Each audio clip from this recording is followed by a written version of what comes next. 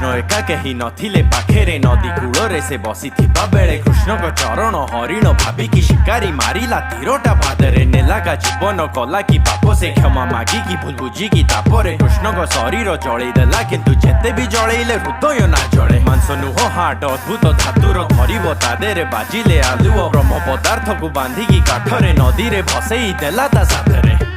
पुरी राजा बड़ भक्त ब्रह्म पदार्थ विषय जानिले से स्वप्न रे चाहिए हृदय द्वारा गढ़िबे से मूर्ति पर कहीं भी कारीगर करि पारिले सृष्टि तो विश्वकर्मा आसी राजा को कहले कि 21 दिन पाई एकुटिया काम करिवे आहार पानी भी नाही मूर्ति सब गढ़िबे पर 14 दिन रे महारानी पूरा डरिले आउ खोली देले से कपाट विश्वकर्मा नथिले मूर्ति समाप्त ब्रह्म पदार्थ ता भितर नथिला गोड़ हाथ आउ प्रति 12 वर्ष चेंज हुए मूर्ति काठ जय जगन्नाथ जय जगन्नाथ